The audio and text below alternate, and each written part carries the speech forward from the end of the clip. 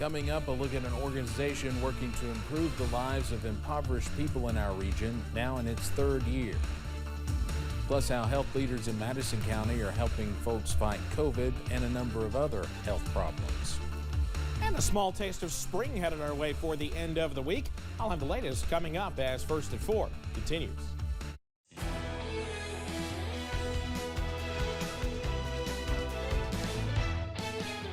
Mountain News First at 4 continues. An organization at Leslie County High School is gearing up for its third year helping mountain families in need. WYMT's Chas Jenkins tells us about Operation Hope. Made possible through the KAC and FPSPI, giving students a chance to help their area. They have this program where you can pursue whatever community problem solving or community issue that you feel is prevalent. Just like that, Operation Helping Overcome Poverty Everywhere was born. We started off with just normal FPS on academic team, and Matthew actually asked me to join that with him. And Charity and Abby did a community project prior, which was more based on mental health. Their first project a great success, setting up hope boxes around the county. After just a few days of filling those up, we noticed that lots of people were taken out of those boxes. So it just means a lot to us to see that those boxes are helping out people who need the food. The group currently has 5 members. In Leslie County, Chas Jenkins, WYMT Mountain News. Buckle says last year they won the state competition and placed second at internationals. They are competing again this year. Madison County health officials held a clinic in Berea to hand out free at-home COVID tests this morning. The clinic also offered booster shots, blood pressure checks, and Narcan nasal spray. But the at-home tests were the clear hot commodity of the event. Through the morning, more than 60 were handed out to folks. A lot of people since COVID, they've not been taking care of themselves like they should. They've not been to their primary care providers like they should. We have already this morning identified a few patients that have had abnormal readings that were high, and we've referred them on to a primary care provider to be seen. Now you can also order at-home COVID tests by going to covidtest.gov or calling the COVID test hotline.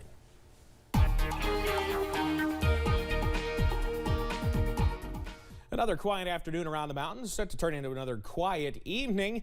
High pressure's in place. Our cold front from yesterday's off to the east, and we're off to the races with beautiful weather. Blue skies still, I-64 at Moorhead. Just a few clouds off into the distance. I-75 at London. A few more high clouds trying to push in there, but not hurting the sunshine any at all. And downtown Whitesburg, where I promise you it's not nighttime. Man, we showed you Whitesburg last half hour. Anyway, mid-50s around most of the mountains right now. A few upper 50s, though, as you head down into the Cumberland Valley. It's 57 Jonesville, 59 in Jacksboro. Feeling warm in East Tennessee.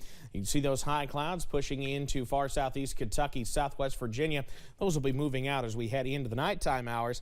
And we are all quiet heading into the overnight. Mid-30s, a bit chillier than last night with mostly clear skies continuing. I'll have the latest on when we could see the return of some showers and the return of, unfortunately, cold weather on the way in just a little bit. Steve? Evan, thank you. Electric and hybrid vehicle sales spiked in the U.S. last year. Now the White House wants to make it easier to juice up by funding the construction of thousands of EV charging stations across the country. CBS's Skylar Henry has more from Washington.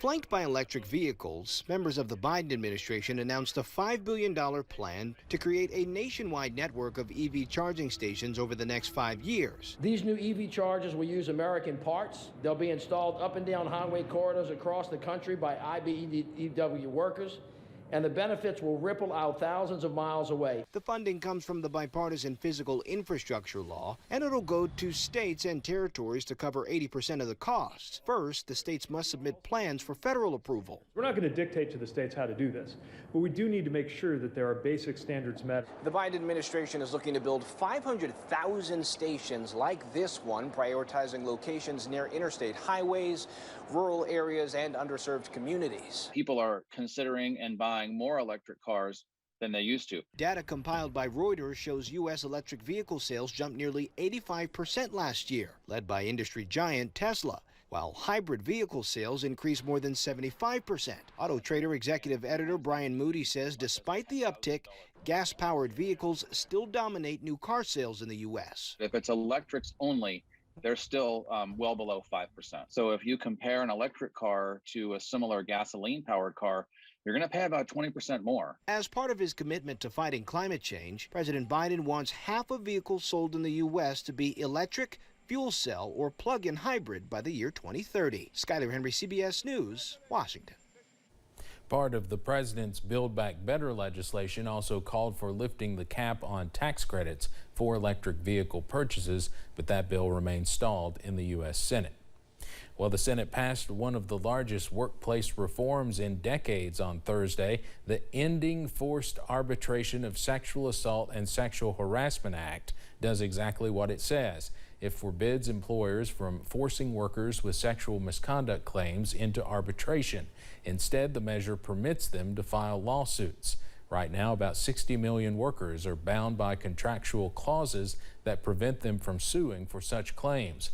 The bill passed the House with a sweeping bipartisan majority of 335 to 97 earlier in the week. It will now be sent to President Biden for his signature. The CDC has released new guidelines for the cruise industry. Cruise ships can operate under one of three tiers. Vaccination Standard of Excellence, which means at least 95% of passengers and crew are fully vaccinated and boosted. Highly vaccinated, which means at least 95% of passengers and crew are just fully vaccinated, or not highly vaccinated, which means less than 95% of passengers and crew are fully vaccinated. The CDC will give cruise lines until February 18th to opt in and share vaccination status of each ship. Several media reports say the Oscars will not require proof of COVID vaccination to attend this year's awards ceremony. Instead, vaccination is suggested and a negative COVID test will be required. The Academy Awards will be held March 27th at the Dolby Theater. The Academy has not yet publicly released its pandemic policy for this year's ceremony and has not commented on the reports.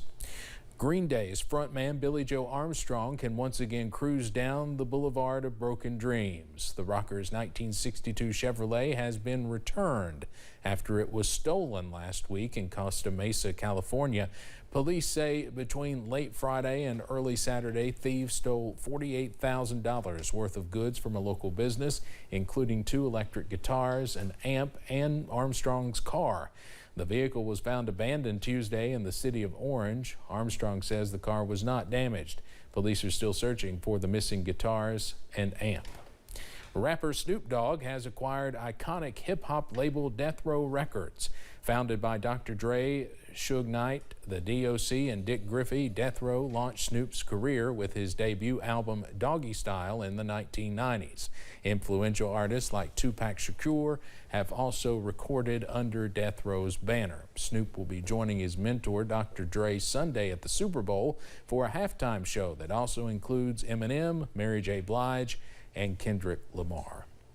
Small businesses in Pikeville have a busy day planned on Saturday. Shops at 225, Upcycled, Broken Throne Brewing, and Pink Pig Yarn Shop are all hosting Valentine's Day themed events on Saturday. Comedians, musicians, wine tasting, and more will be throughout the downtown area. Many of the small business owners say they look forward to spreading the love and having a great time with the community.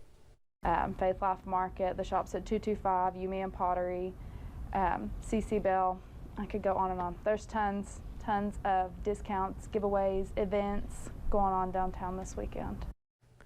Meade also said not to let the construction on 2nd Street and Division Street deter you from coming out and bringing your significant other for a great night out. We'll have more about some upcoming local events tonight at 6.